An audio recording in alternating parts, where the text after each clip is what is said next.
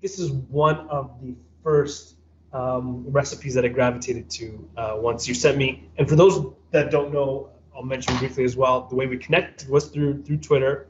I guess we were your 300th follower, and you very generously sent us a copy of your cookbook.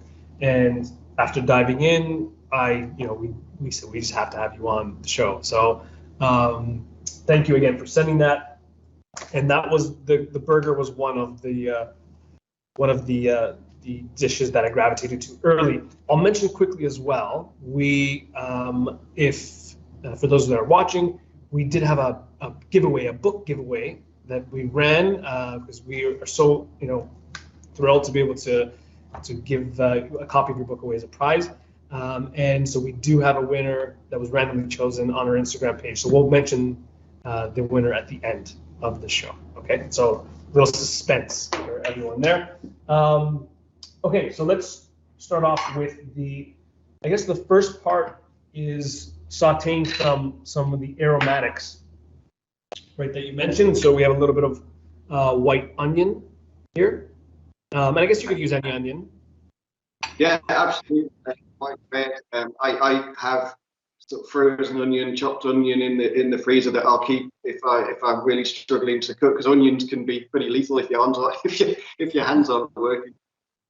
So yeah, I always have some sort of onion. You could even use spring onion, scallions as well. You could anything really would work. Even to be honest, even the powdered onion would probably work if you wanted to. That's actually great. Yeah, that's a great idea. So, I mean, if you did not want to go through this step of sauteing the aromatics, getting some of those flavors, go ahead and use the granulated garlic and onion powder, and you can just throw that right into the chickpea burger mix, I guess. That would work as well. Beautiful. Okay, so onion, just sauteing, and I have about a medium heat with a little bit of, I'm using olive oil. I think, I'm not sure in your book, did you mention, is it rapeseed or canola oil? Yeah, I sort of went through a phase of rapeseed oils, but rapeseed and olive oils are just as good. I mean, I've been using olive oil today, so I interchange between the two. Yeah, okay. And then for those that are watching, so in Canada, rapeseed oil is the same as canola oil. We call it canola here, but that's pretty much the same thing. It's a nice, neutral oil, high smoke point, so great for sauteing and stuff. Yeah. Beautiful. Okay, so we have an onion, garlic. How many cloves do you usually put? So normally, if you're making the full lot, I'd probably go for half a clove, and then, or you can put a full one in. I tend to put, if I'm using the chopped garlic already in the jars, which again I find helpful, I'll put a teaspoon of that in. Sometimes I'll put a lot in just to see what happens with the children, but it's always good fun. Awesome. Yeah, I'm gonna go for the full. And what I'm doing here, this is a nice little tip that we like to, even for people that are a little intimidated with their knife skills, you can use like a little mince, little rasp here, run the garlic through there, and that makes it really easy. Okay, so we have garlic, some dried thyme. Yeah. And this is, I guess, where you can get creative too. Like you mentioned, you added like the garam masala in the previous dish. Maybe you can throw some of that in there. Yeah, absolutely. And I think that what I'm sort of trying to say to people is, just get a basic one that you're comfortable with, then start to add things to it rather than at it straight away, because you get the flavors then. So start with the sort of the basic ones and then start to add to it. Beautiful. Okay, so chili, I added some chilies in there, and I guess that's obviously optional. If you don't like heat, you can leave that out. But I like heat, so I went for a little bit extra in there. And then what are we looking for in here, Ian? Are we just trying to soften them, or are we trying to get a little bit of color? I mean, I tend to just soften them for this. I think when I'm making something like a burger, as long as they're soft enough, they're fine. I think when you're moving into sort of making the curries and things, I'll go for a bit more color. But for something like this, as long as they're soft enough, they'll be fine. Beautiful. Okay. So I'm going to just turn the stove off. I'll let the residual heat soften it, and then we'll go to the food processor. Start making our burger mince here. Okay. So this is, again, this, what I love about it as well is this is a nice plant-based option too, to change things up a little bit. Even if you eat meats every once in a while, it's nice to change it up, include some more plant-based ingredients. And chickpeas. So you use chickpeas in here, and this was a large tin for us, which was about 540 grams ish, and that's drained. We drain that. And if you think you've got too many, then just keep a few aside, and then you can just roast them in the oven with a little bit of spices on. They're a nice little snack. Oh yes, love that. Absolutely. Frozen corn in there. We love using frozen fruits and vegetables. I mean, if you tuned into the show before, we talk about frozen, fruits and vegetables, just the accessibility of them. And in terms of nutrition, I know, we've mentioned it before, but just as nutritious as fresh, which is great. And it's, the economical, the value of them. I mean, they're pretty inexpensive, and you can grab a few bags, store them in your freezer, and just use them whenever you need. Absolutely, and on the economical side, you just use what you need, and you're not wasting anything, which is always good as well. Yeah, absolutely. Okay, so we have our chickpeas, we have our corn.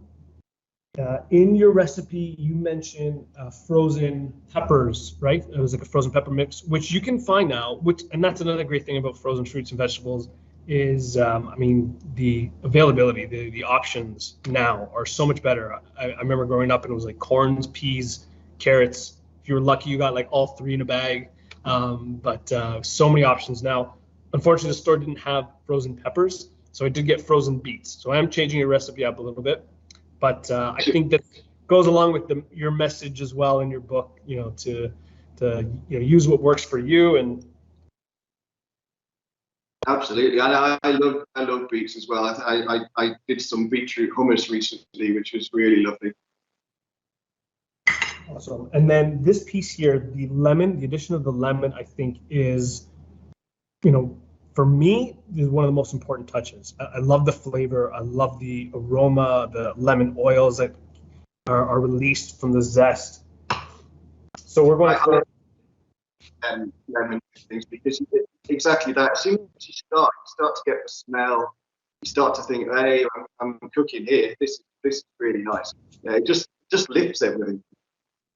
Yeah, as soon as you start taking it to the rasp, the kitchen just smells so much better. All right, so zest, and then we're using the juice of half. Okay. When you're doing the zesting, you can zest the whole lemon and then put it in a little bag and put it in the freezer. It'll stay. Yeah, that's a great tip, because I think oftentimes, if we use a recipe calls for just the juice of a lime or juice of a zest, you just use the juice and throw it out.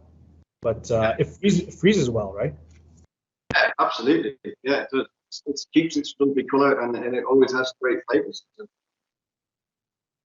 All right, so got that. I'm gonna throw in these aromatics. So there's our garlic and onion, our chilies, some of the dried thyme. I think I'm just gonna make it with the capacity of my food processor. But like Ian, like you said, you can do this in batches, break it up a little bit if it gets a little too full.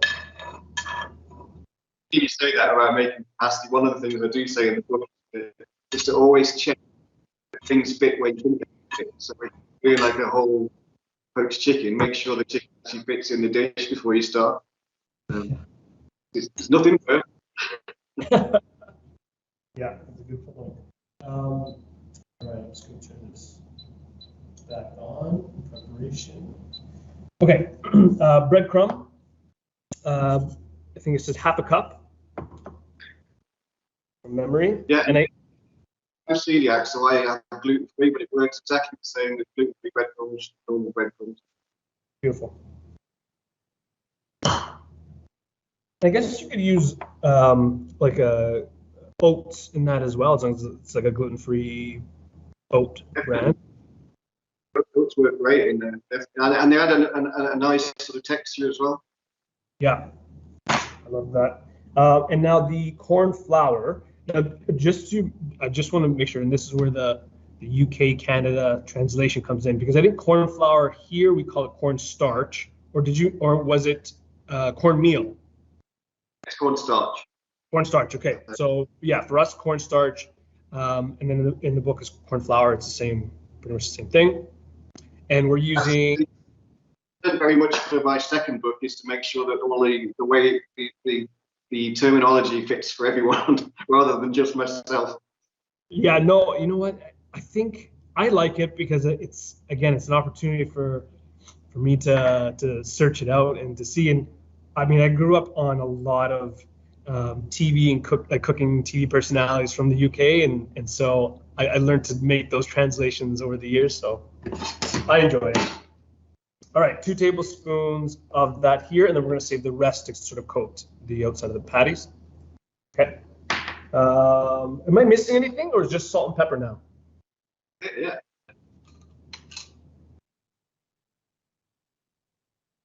All right, so a little salt, pepper, and then I guess like the last recipe, if you want to boost it up with another flavor, you can do that. Yeah. You can, add flavors you like. I mean, there's no reason why you can't change it into Thai burgers or into Mexican style, anything. Just put the flavors in that you like. I love that. Yeah, I love the way you can sort of customize. And the pulse, and this is an important step, I guess, in your book, is you're saying to pulse, but not until it's like super creamy. We don't want like a hummus consistency. We want it to be sort of coarse, right? On patty soup. Yeah. Okay. So pulse here. I guess if it does work up the sides, you can stop it, push it down. What do you think? A little bit more? Yeah, maybe just one more. But the beetroot makes a great color, doesn't it? I love it. Yeah, I love the color.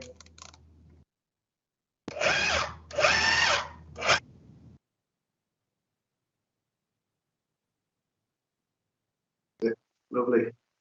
Because when you get it in your hands, it'll squish together anyway. Yeah. All right, so we're good there. So it did not take long at all. I'm gonna plug this.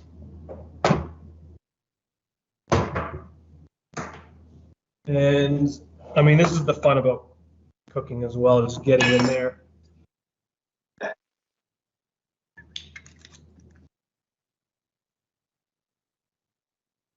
All right, so take a little, and I mean, we're making like burger patties, but now that I'm looking at this, you can make like smaller, I guess, almost like falafel style sliders or something like that, right? Yeah, absolutely. I think you into small, balls, big balls, into patty shapes, whatever. Yeah, absolutely. Be nice on some skewers, like some sort of kebabs. Oh yeah, great idea. All right, so we're doing a little dredge of the cornstarch here. Now, do you just put it into a plate, or do you sprinkle it on? How do you usually apply it? Exactly the same way you're doing it. So I just sort of give it a tap both sides, get rid of any excess, and then away you go. Okay. So our pan is ready. I'm gonna do a little camera switch here. I'm doing a little pan fry. Have you tried these in the oven? I have, yeah. They're actually really good in the oven. You need to sort of, I tend to find a really high heat works because it sort of gets a crust on the outside quite quickly, and they don't need a huge amount of cooking through, really. It's not like like you would with meat. But yeah, they definitely work in the oven. Beautiful. Okay, so that's an option as well. If you did not want to do it, I guess, on the stovetop, you can prep out. You can probably do like a full. Well, this looks like it makes like about six size burgers, or 4. Yeah, it depends on how big you want to go, but yeah, absolutely. And again, at this stage, you can freeze these, you know, have them ready to go wherever you need them. All right, I'm going to do 2 and do a little wash up. And while I do that, here we'll get our little toppings ready. One thing, actually, maybe you can talk to everyone about, and I know we mentioned it in the interview, but you have an amazing playlist that you talk about on your social media all the time. Your Cookfulness playlist. What does music mean to you in terms of, you know, the cooking process and how music sort of plays into that? It's huge for me. I think, you know, when I grew up at school, I was into music. I got into bands, playing drums, etc. Music has a very can be very emotional, but it can also take you to places you don't want to be. So it can give you memories that you don't really want. That can be. Let's pick out music that gives you fantastic memories. For me, what was playing when we got married, what was the first. But right away, adding to my list, I'll hear something, I'll hear it too. I thought, actually, I really love that. Or I could be out somewhere with my family and we're sat having a meal or something, and something's playing, and that will remind my brain about that great time we just had. So I'll keep adding music in, and it could be all kinds of things. I do have, like, on the weekends, I'll sometimes play a whole album while I'm cooking and doing a big meal. Just the music, because as well as doing the breathing to calm myself down, listening to music just takes you to another place. It's a place that reminds you of good things that have happened to you or are happening to you. So the playlist, I just recommend anyone. And great, it's brilliant, and it just, if you'll find your toe tapping, you might start singing. It doesn't matter, you know, go for it. Have some fun with it, and that again makes cooking fun. You know, it's an event. I want to see if anyone watching has any music suggestions. If anyone does want to provide some music suggestions, you can type it in the chat. Anyone, love that. Yeah, I mean, I usually always have music on. I think that's sort of my cooking mindfulness, is having, you know, it puts me into that place where I start to really enjoy the process. So I echo your statements on how important it is, for sure. Okay, so I have the patties here, and I just want to get, I guess, a little bit of color on both sides. How long do you usually, when you're making them, how long usually let them go for? Minutes, really, on each side. And I guess, I mean, there's no raw egg in here. It's you know, it's pretty much completely vegan, so it's not like we have a meat product. We want to make sure that we're cooking it all the, you know, to the right doneness in the middle. So we're just looking for, I guess, a little bit of really nice color and heated throughout. So I guess, you know, nice and warm in the middle.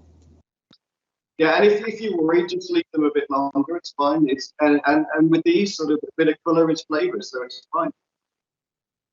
Yeah, beautiful. Love that. Okay, I'm gonna give it a little flip here. See how we're looking. Maybe I'll put a little bit of, just a little touch of oil on the other side. I don't think I put enough. With these, my youngest daughter, who's 8, she's going vegetarian, which is great because she's doing it off her own decision. She doesn't do it. She really likes these. So it's great for the children as well as for adults. You know, just So speaking of your family, what are some of their favorite recipes from your cooking? Well, probably the biggest one is the spaghetti bolognese, because it's always a winner. Pasta, it's ragu, and I'll put for my little one, I'll use something corn based, etc. instead. But what I love about the bolognese thing, and again, is you can, once you've got that sort of base recipe, change it. You can add spices. You can make it into tacos. You can make it into burritos. You can make it into a lasagna. So I love that one. I'll make quite a lot of it, and I'll freeze it into bags worth, and then I know I've got 6 or 7 different dishes out of the one bag. From a dessert, I think the whoopie pies are definitely my daughter's favorites. They love those ones. They love making them as well. Okay, that's on my list. My immediate list to try, the whoopie pie. It sounds delicious. All right, so how does that look? Great. Fantastic. Some nice color there. And yeah, the beets really kind of come through. I love the little flecks of the pink, and then you have the corn in there. Looks really nice. Okay, so I guess maybe a minute or so on that side. While that's finishing, I will start dressing the burger. So what are your go-to toppings? Well, I like a bit of mayonnaise, and I also like a bit of hot sauce. I'm a bit of a hot sauce freak, but I do love mayonnaise. I like it simple as well. A bit of mayonnaise, bit of lettuce and some tomato. It's really nice. But I do like a bit of heat in there. If I haven't put it in the burger, I'll have it on the relish. Yeah, I love that. I had a little bit of avocado, so hopefully this is not blasphemy for your burger recipe, but I'm using a little bit of avocado. Bottom. Yeah, I agree with you too. Sometimes just simple is best. But we'll do a little lettuce. Maybe should we do a tomato? Yeah, we'll do a tomato. Why not? And then I'm a big mustard freak. That's my thing. Is I love hot mustards, Dijon mustard, any sort of interesting mustards. You know that there's no burger there yet, but you just look at the colours, and it just looks like it's going to taste nice. Oh yeah, absolutely. All right, now these guys look ready.